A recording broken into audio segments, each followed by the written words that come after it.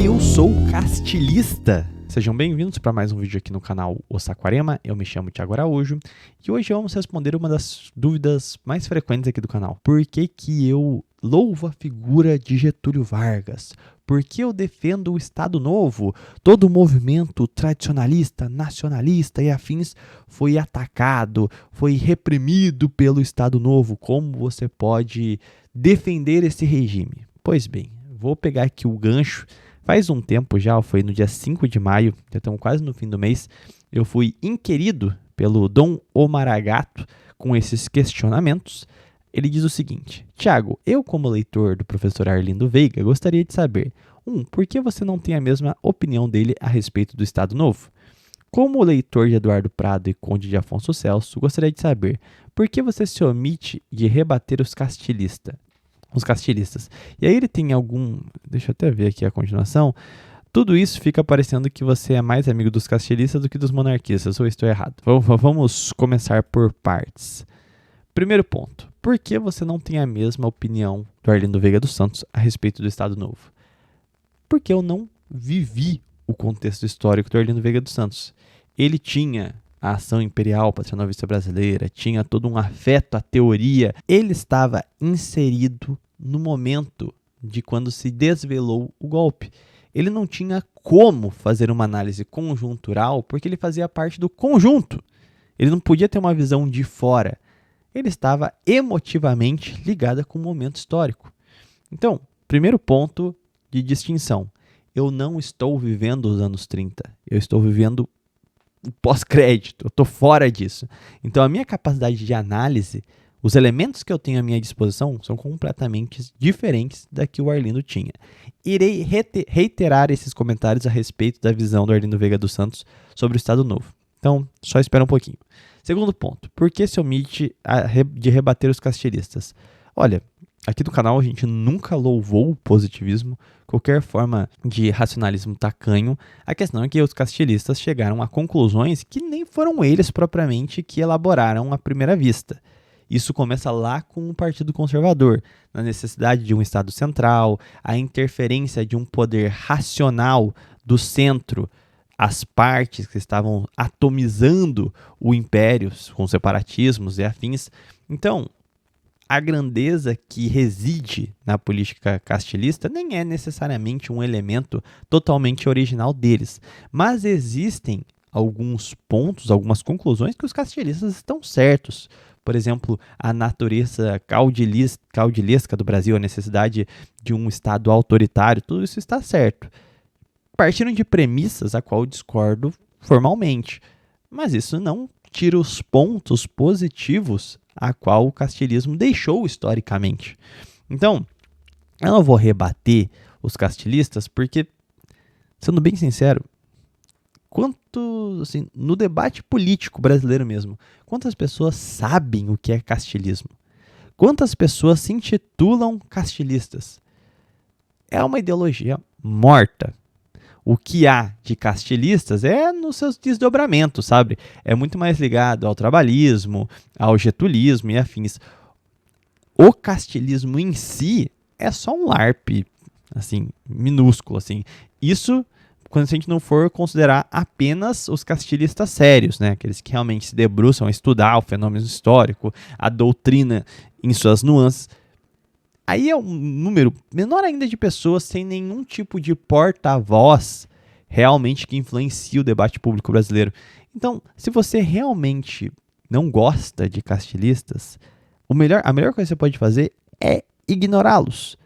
A diferença é que eu não tenho esse ódio mortal. Ao meu ver, é uma ideologia que surgiu em um contexto histórico brasileiro e tem, sim, as suas contribuições para movimentos maiores da história. O próprio contexto de modernização do Brasil bebe de muitas premissas que foram institucionalizadas, que foram socialmente adquiridas devido à experiência histórica do castilismo no Rio Grande do Sul.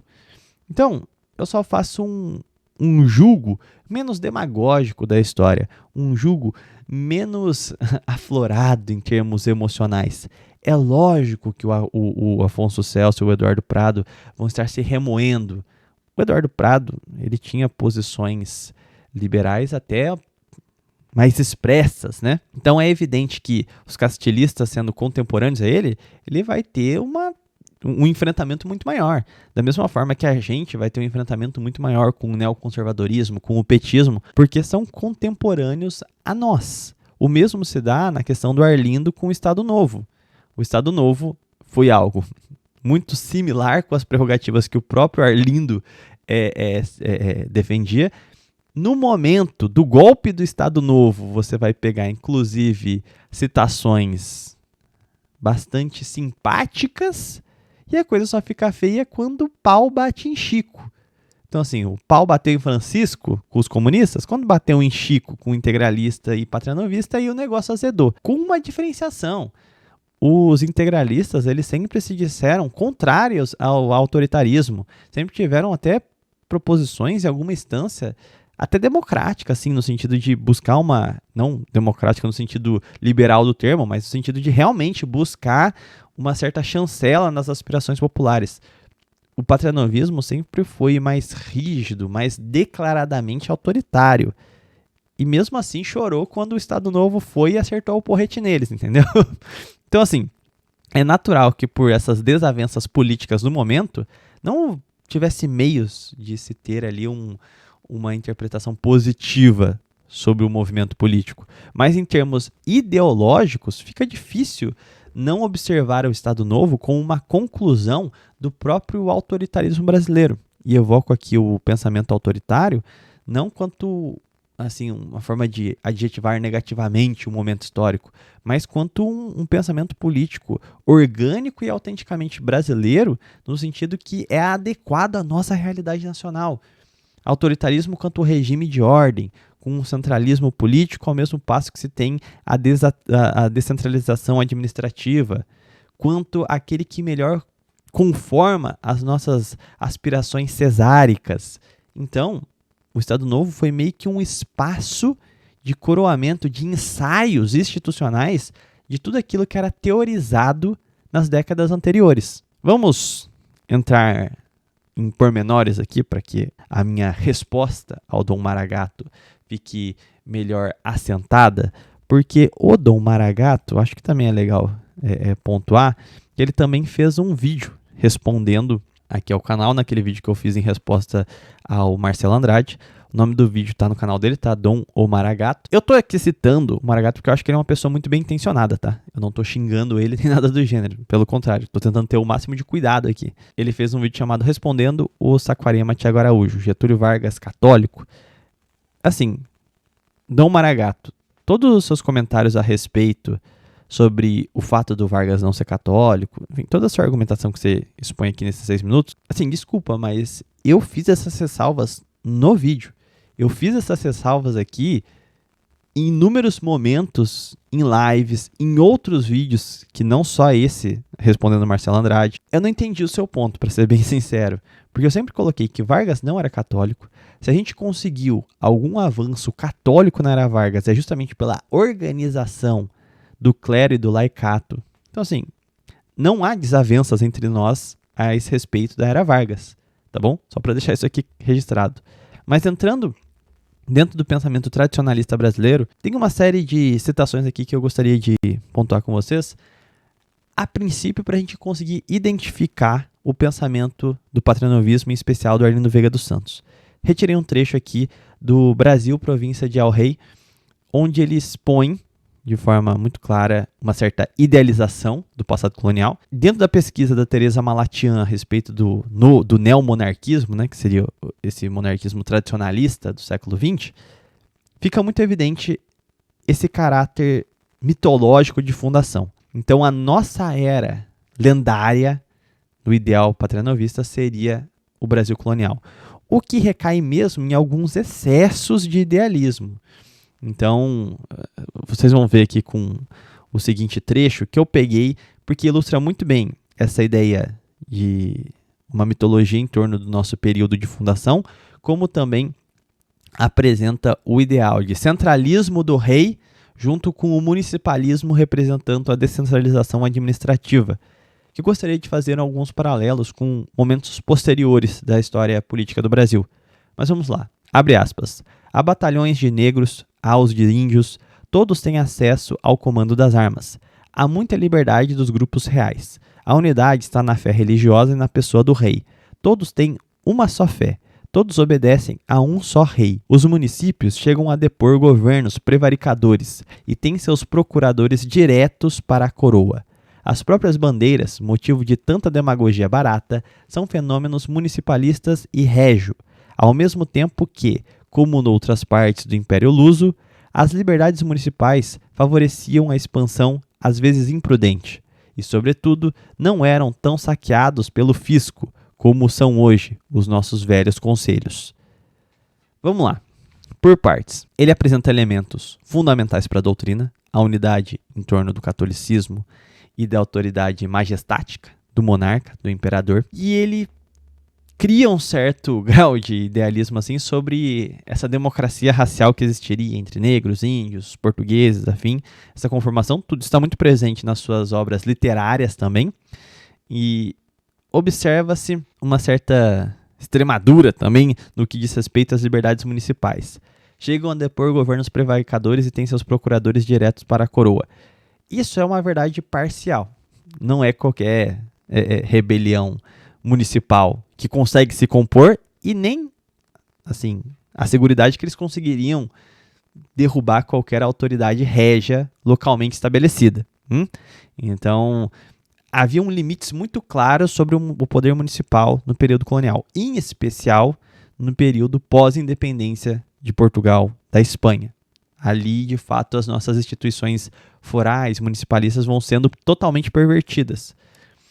E aí a gente tem os seus procuradores diretos para a coroa, que também é uma verdade parcial. Isso não tem o peso que ele dimensiona aqui no texto, mas não deixa de ser uma verdade latente.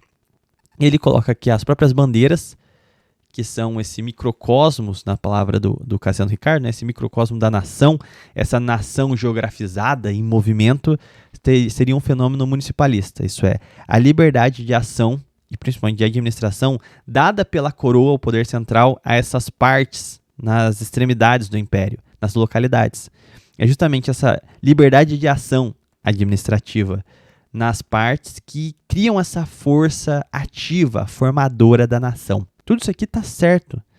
Percebam, características que eu quero apresentar para vocês. Orlindo Veiga dos Santos tem o ideal do centralismo em torno da figura do rei, que dita, a partir de cima, as configurações gerais da nacionalidade. Simbolicamente, os adereços, o horizonte a qual a nação irá traçar. Enquanto as partes, os municípios, as extremidades, são de fato as executoras. Como um corpo, o cérebro coordena o corpo, mas quem realiza as atividades é as mãos, às vezes suas pernas, seus pés para andar. Então percebam, cada coisa no seu lugar, funcionando harmonicamente. Beleza? Eu gostaria de trazer um escrito do Plínio Salgado a respeito do caudilho. E eu quero interligar a figura do caudilho com a força descentralizada. O caudilho é meio que o fio condutor que liga essa fidelidade ao poder central, a figura majestática, com a expressão dessa natureza nas localidades. A natureza do caudilho, quase que intrínseca à raça latina. O caudilho como força de espírito da região, que conquista e dá forma à nação. O caudilho seria a representação da figura fidalga, do líder, na localidade, na política administrativa.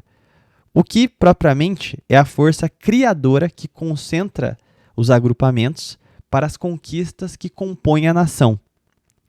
Abre aspas aqui para o Plínio Salgado. A glorificação do homem é o sentimento avassalador dos 4 séculos coloniais. Nenhuma raça componente da complexa fisionomia continental deixou de se exprimir nos seus ápices caudilhescos. Os negros tiveram o zumbi da República dos Palmares, as tribos selvagens os seus potis, nem faltou aos remanescentes do povo inca o seu glorioso herói, na figura valorosa de Tupac Amaru. As bandeiras paulistas são conhecidas pelos nomes de seus chefes. Eles avultam como super-homens e, através do dilatado período que vai do descobrimento à independência, no tumultuar das guerrilhas, ao estouro dos arcabuzes de cifrar de setas, alastra-se por toda a América Meridional um florescimento surpreendente de caudilhos nimbados, quase sempre pela auréola da lenda e o prestígio místico, tal o caso de São Cepé, o cabecilha charrua dos pampas gaúchos, ao passo que o caudilho é uma constante na reprodução cíclica dos episódios continentais, sendo um fator permanente na formação dos grupos esparsos, na própria fixação agrária e na germinação dos povoados e vilas. Por outro lado, a tênue faixa da ilustração e cultura litorâneas desgarra-se. O que fica evidente com esse trecho de A Voz do Oeste? Que é inato ao nosso povo, e aqui quanto um povo hispânico com HI, ou seja, ibérico como um todo, essa natureza caudilhesca quanto à força criadora, a força de penetração, a força de movimento, a força que, se num momento de explosão, de rebeldia, de conquista, e eis aí a palavra-chave, força de conquista, um povo conquistador, tal como o ímpeto que dá forma ao continente sul-americano. Os conquistadores são justamente os homens que vão tornar essa América ibérica. É esse espírito de expansão e de domínio que, logo após a conquista, se transmuta em um espírito agrário, num espírito conformador, num espírito de trabalho fecundo que cria os povoados e vilas. À medida que este tipo sempre surge e ganha contornos lendários de prestígio místico, um cesarismo puro, a admiração do momento ao chefe, ao líder, como essa figura central para a organização do bando, como essa figura entra para a história, ou seja, sempre a memória do grande caudilho, do homem que conseguiu não só ter as energias próprias, como coordenar a energia coletiva para uma feitoria, para uma conquista maior em termos civilizatórios.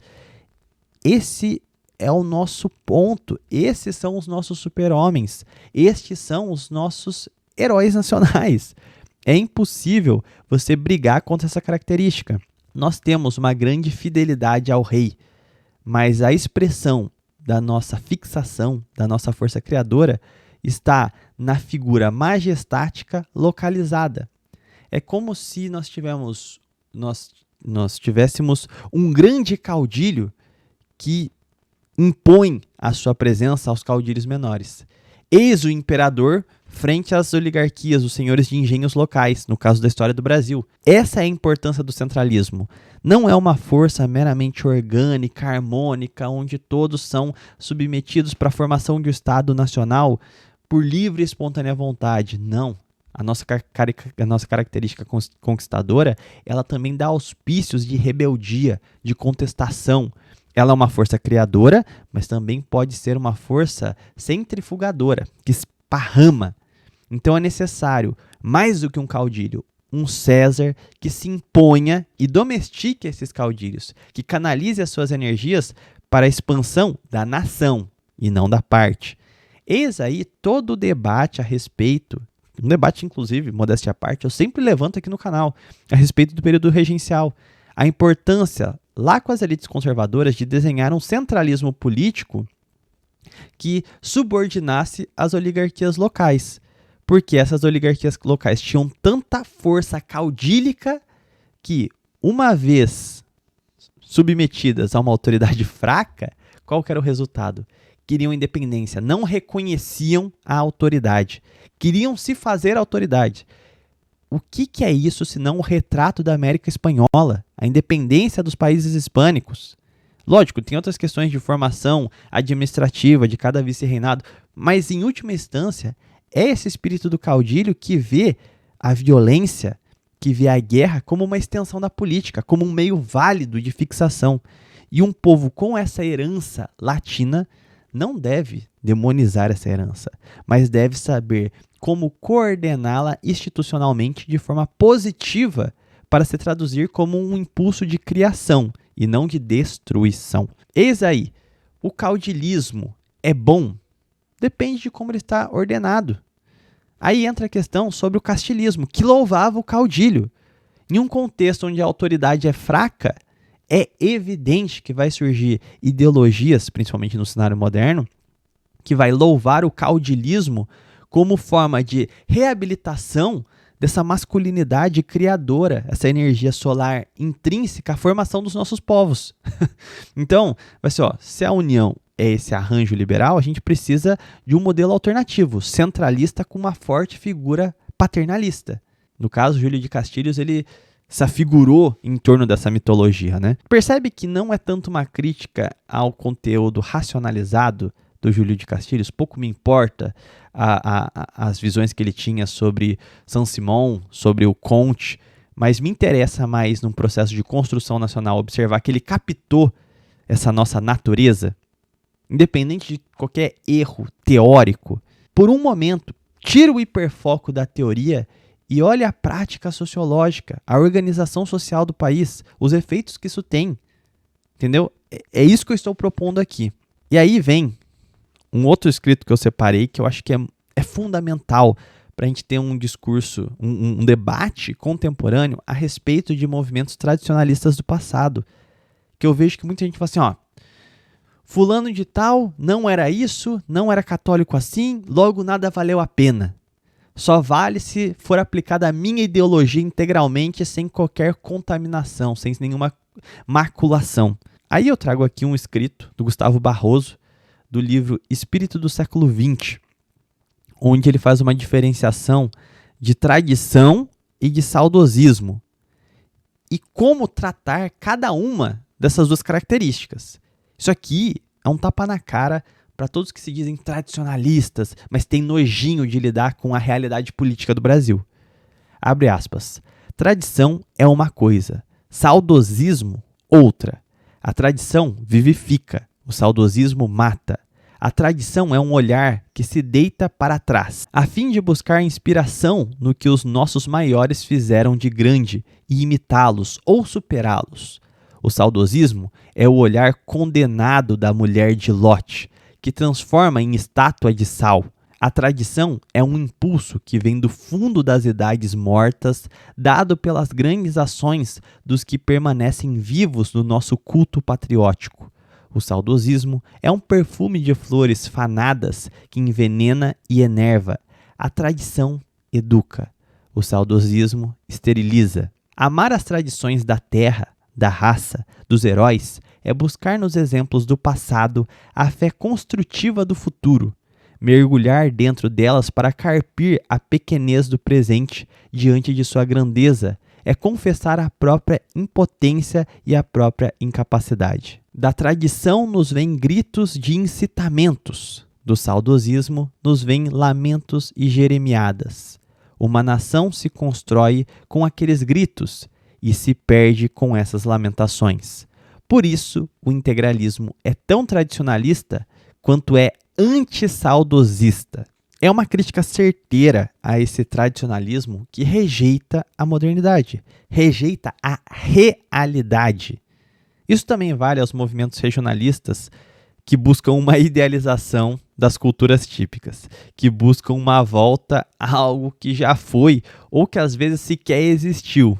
É literalmente, esse trem já partiu, mas o cara rejeita qualquer coisa que não esteja dentro daquelas configurações que ele idealiza do passado. Esse conceito, dentro da nossa discussão de não saber ler o caudilho como um construtor progressivo, é o ponto central. O caudilismo não é que ele é a forma perfeita da representação do regionalismo ou coisa do gênero. O fato é que ele vai estar sempre envolto de problemas.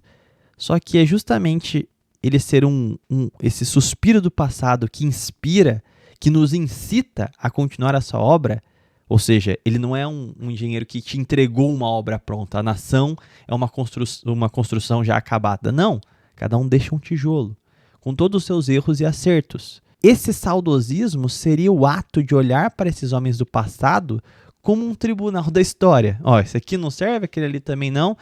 E aí você não consegue construir nada, é só uma força imobilista que leva ao falecimento, o apodrecimento da mentalidade nacional. da força criadora. Esse comentário do Barroso, para mim, é muito pertinente a movimentos que falam assim, não, mas veja bem, eu, com base no que li dessas observações aqui, bastante destrutivas do Arlindo a respeito do Vargas, o abomino. Ah, porque eu ouvi o Afonso Celso e o Paulo Prado falando mal do Júlio de Castilho, então eu não quero nem olhar nem pintado de ouro. Gente, são homens que viveram no seu tempo, que tiveram todos os seus erros e acertos. E mais, é natural atritos políticos entre contemporâneos, como também a rejeição de uma geração anterior à vanguarda do momento. Então, se a gente for analisar nesses pontos, a gente vai rejeitar todos os movimentos de construção nacional. Então, peguemos a tradição quanto esse ato de se inspirar para a construção do futuro. Não olhemos para Borba Gato tal como os progressistas que querem tacar fogo nele pelos seus erros. Mas olhemos para Borba Gato quanto brasileiros, quanto um homem que criou o tamanho colossal que o Brasil tem, que foi parte fundamental dessa conquista, dessa expansão. É por isso que nós lembramos dele. Isso vale para qualquer herói nacional, por mais controverso que o seja. E aí eu pego mais um trecho do Arlindo Veiga dos Santos, dessa vez do livro Malraux, Defensor da Realidade. Esse trecho é do capítulo 1, o intitulado O Dom Organizativo e a Realeza. Aqui ele vai tratar das questões relativas à centralização e à descentralização. E o que me interessa aqui é evidenciar que ele está se tratando de um escrito político a respeito do Império Alemão. Isso é, de um império que já nasceu em configurações muito aquém da organização tradicional medieval, completamente alheio a questões de fidelidade à Igreja Católica, mas mesmo assim o Arlindo fez um elogio. Eu quero discutir aqui justamente como Arlindo, analisando questões do passado já pacificadas, conseguia chegar a conclusões e como essa posição dele é completamente diferente quando ele estava envolvido emocionalmente com eventos que eram contemporâneos a ele. Ok? Então vamos lá. Abre aspas. Aí expõe o mestre monárquico o núcleo central da doutrina, se referindo ao que havia sido exposto pelo Malraux a respeito do Império Alemão. Voltando, concentração e descentralização do poder. Levava em conta também a função dos grupos intermediários entre indivíduo e o Estado, sem as ciumeiras idiotas e a elefantice da democracia macrocéfala. Sem isso, não haveria possibilidade de organização, e não há concentração fecunda nem descentralização possível sem o supremo poder hereditário, contínuo, estável, responsável e pessoal. Rei. Isso tudo a Alemanha possuía. Percebam que, para o Arlindo estar elogiando algumas características apresentadas pelo Império Alemão, ele contava, como fato histórico, a centralização do Estado moderno alemão. Ele sabia que os sindicatos alemães não tinham a força que as corporações de ofício da Idade Média outrora tinha. Isso implica dizer que, para ele estar elogiando a Alemanha, ele achava aceitável a modernização centralizadora, mesmo em seus pontos de distinção da tradição. É o que ele chamaria de princípio estático dinâmico da tradição, onde uma característica, o espírito de uma tradição, se mantém, mesmo que em uma estrutura nova, diferente. O importante é esse ethos, essa continuidade, não propriamente os apetrechos da tradição. Quando ele fala de princípio estático dinâmico da tradição, ele está falando sobre sou tradicionalista, não sou saudosista, como apresentado nas palavras do Gustavo Barroso. Não sei se isso aqui ficou claro, mas o meu ponto é que mesmo Arlindo sabia que adaptações à modernidade são assim, inevitáveis. Ele criticava as formas adotadas pelo Império Brasileiro. Ele idealizava a colônia, mas ele não queria reabilitar o que existia na colônia. Ele queria o ethos colonial, isso é, a unidade em torno do rei e da fé, com a centralização da figura majestática, com a descentralização administrativa, mas sob um novo arranjo. O Brasil nunca teve um corporativismo medieval pleno. tentava se desenhar, emular corporações de ofício no Brasil, mas elas estavam muito aquém do poder que elas tiveram na Europa. Ou seja, ele queria inventar, criar algo novo, criar um Brasil moderno, criar a pátria nova. Ele não queria viver de passado. O corporativismo patrianovista era esse ato de modernização aliado com a tradição. Preserva-se o ethos e as características centrais da brasilidade e até da lusitanidade, com um Brasil que corresponderia às novas tendências do tempo. Princípio estático dinâmico da tradição, não imobilismo. Então fica muito claro que o Arlindo era capaz sim de reconhecer a grandeza mesmo em movimentos torpes, em movimentos que estariam recheados de razões para críticas, mas isso não impedia ele de apreciar essas mudanças históricas e ver o que havia de grande ali, o que havia de aproveitável ali. E é isso que eu faço com o Estado Novo. Ele não fez isso com o Estado Novo porque ele estava completamente submerso no debate político do tempo. Ele foi afetado diretamente pelo Estado Novo. Porque o Estado Novo, ali, principalmente naquele contexto já pré-guerra, estava basicamente policiando qualquer um que tivesse alguma aspiração um pouco mais autoritária, fora do governo, que tivesse alguma aspiração comunista. Então, todo o movimento político estava sendo permanentemente vigiado e desarticulado, justamente porque o cenário era de precipitação de uma guerra civil entre integralistas e comunistas. Esse era o fato. Os integralistas tinham muito mais força popular de mobilização do que o Estado. Tanto é que o peso na aliança para manter a população herdeira entre Estado Novo foi com quem? Com a Igreja Católica, que era a única instituição que conseguia furar por fora dessa polarização. Qual foi a principal preocupação durante a redemocratização, a partir de 42 até o fim do Estado Novo em 45? Foi justamente criar um partido de massas que desarticulasse uma polarização política à direita ou à esquerda. Isso implicava em desatar articulações possivelmente nocivas. Eu acho isso bonito, eu gostei que a ação imperial patrianovista foi fechada, que a Frente Negra Brasileira, que havia se tornado partido, foi fechada por essa razão. Evidentemente que não. Não é por esses erros que eu considero o Estado Novo positivo. São por outras características que capturam um princípio estático dinâmico da tradição, que preservam características nacionais no Estado, na institucionalidade. O Estado Novo, quanto espaço histórico de ensaios orgânicos de institucionalidade autenticamente brasileira. Ou seja, desenhar as nossas instituições com base no nosso espírito social, o nosso espírito histórico, aquilo que são as características mais profundas do nosso povo, desenhando as instituições de forma a corresponder sadiamente a essas características antropológicas, sociológicas. Último trecho que eu vou ler aqui para vocês, tá bom? Calma. É um trecho de O Estado Autoritário e a Realidade Nacional, de Azevedo Amaral. É uma parte do capítulo 7, o intitulado Autoridade e Liberdade. Ele vai apresentar uma oposição ao individualismo e ao totalitarismo. Então, abre aspas. No Estado autoritário e nacional do tipo instituído no Brasil pela nova Constituição, se referindo à de 37, né?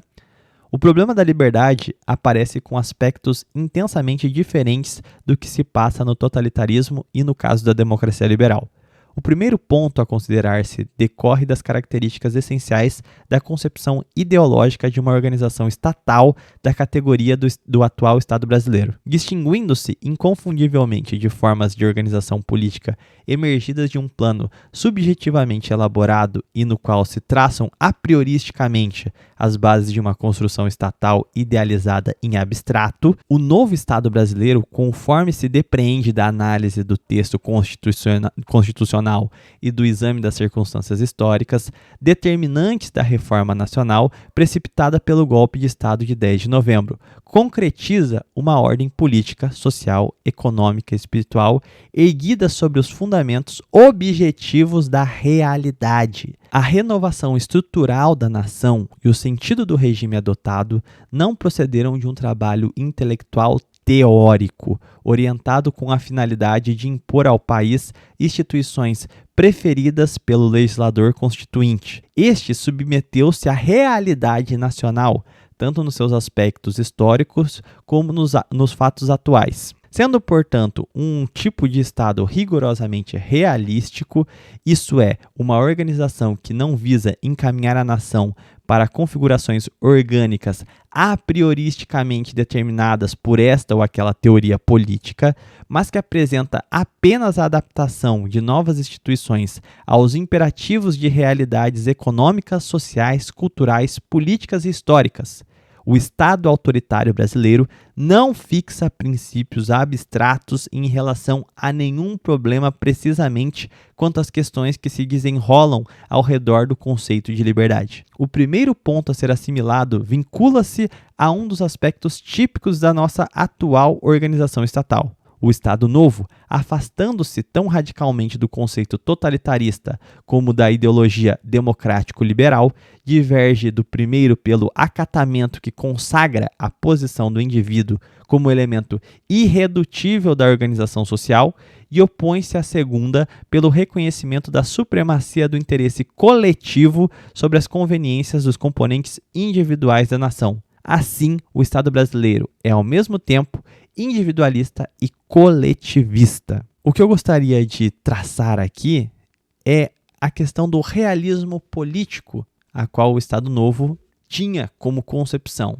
E isso é fundamental para a gente parametrizar com o corporativismo, que foi a ferramenta de modernização tradicional do Brasil previsto no programa patrianovista. O Estado Novo, ele cria um regime que não fosse teorizado para então ser aplicado. Ele queria que um regime emergisse da própria realidade do país. Qual era a principal ferramenta que a Constituição de 37 propunha para conseguir delimitar uma institucionalidade nesses termos? Era a organização, no caso, o enquadramento sindical das classes patronais e trabalhadoras, para que então, compondo os conselhos econômicos, isso é, as corporações de ofício, pudesse-se ouvir através de órgãos consultivos, isso é, corporações de todas as naturezas, para então debater questões específicas, descentralizar ao máximo as partes, as regionalidades, aos municípios, a organização sindical, para que então, através da associação corporativa, gradualmente se chegasse nas pastas ministeriais. Esse projeto havia sido desenhado e havia tentativa de se implementá-lo até 42, sob a chefia do técnico ligado ao Ministério do Trabalho, que era o Oliveira Viana, principal defensor dessa tese. Isso é, não era uma previsão prévia de como os agentes políticos tinham que se comportar, o que eles tinham que planejar, mas justamente utilizar esses órgãos consultivos e as corporações de ofício para então, cientes da realidade do país, afinal são pessoas que vêm das pontas da realidade prática, da realidade dos problemas, essas pessoas passassem a compor o poder público através desses órgãos que quase são uma ponte entre sociedade civil e Estado, para que então pudesse se formular políticas públicas. Ao mesmo tempo, havia uma centralização política na figura, no caso, do chefe nacional, Vargas nesse caso, que junto dos seus ministros se conectavam com essas forças latentes, descentralizadas da nação, para então dar um encaminhamento em conjunto, harmonicamente com a política nacional. A busca, no caso do trabalhismo, ou melhor dizendo, nesse caso do Estado Novismo, que era o desenvolvimento econômico, na época com forte ênfase à questão industrial. Então, o fim seria ordenar a população ordeiramente, com forte apoio dos setores católicos no Estado Novo, isso é, rejeitar a luta de classes, rejeitar a resolução violenta dos conflitos, para então organizar um regime orgânico que emerja da realidade nacional, dos problemas reais da população. A partir da ordem, se construir o progresso. Eis aí o lema positivista maior, né? Este foi o meio que se tentou entre 37 e 42 para a pacificação da questão nacional. Digo até 42 porque depois tem um alinhamento com os Estados Unidos e aí meio que o projeto todo é largado. E aí 45 é o fim oficial do Estado Novo, né? Inclusive, se você quiser mais detalhes sobre esse processo, tem uma aula que eu ministrei lá na UFRS, que a gente publicou lá no canal da Legião Anchieta, chama Nacionalismo e Trabalhismo em síntese Histórica. Acho que vale a pena vocês conferirem se vocês se interessarem por esse debate. O que isso aqui tem a ver com a questão apresentada do princípio estático-dinâmico da tradição e o projeto patranovista? É que o ethos, a tradição, passou por um processo de modificação, mas se manteve essencialmente a mesma, estava lá no Estado Novo. A rixa foi por que razão? Foi ideológica? Foi pessoal?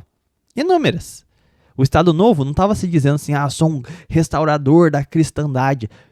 Sem falar, mas nas suas características gerais, ele apresentava justamente os fundamentos, que era a unidade em torno da figura majestática, a centralização do poder político e a descentralização do poder administrativo. E, simbolicamente, ainda tinha aliança com a igreja, que é muito aquém do que eu acho ideal também.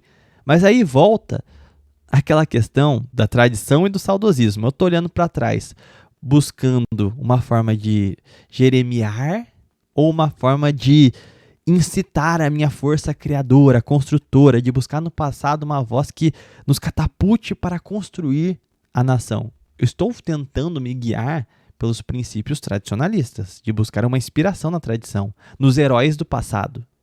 E não um idealismo que suscite lamentações, desânimos. Não foi assim porque tinha que ter sido no regime miguelista, blá, blá, blá, blá, blá. Fica procurando pelo em ovo para dizer que nada presta, a não ser a ideologia que só existe na cabeça do fulano, que nunca se aplicou e nunca vai se aplicar, porque esse trem já partiu. É aquela crítica a qual eu citei a movimentos regionalistas e a tradicionalismo extremamente utópicos, é que a história não vai fazer uma marcha para trás. As condicionantes históricas, tecnológicas, são completamente diferentes. Então, o ethos tem que se preservar. A tradição tem que ser estática e dinâmica, como diria o Arlindo. Sucintamente, por que eu não tenho a mesma opinião do Estado Novo que o Arlindo Veiga? Porque eu estou em outro momento histórico. Mas eu estou utilizando exatamente as mesmas ferramentas que ele dispôs para analisar o passado. A gente tem que ter também uma dimensão humana das pessoas. Tá entendendo? Segundo ponto. Por que eu me omito a rebater os castilistas? Porque eu não considero o castilismo uma ideologia viva, pelo menos em termos puros, e o que ele deixou de legado histórico, eu acho, dentro de certos limites, positivos.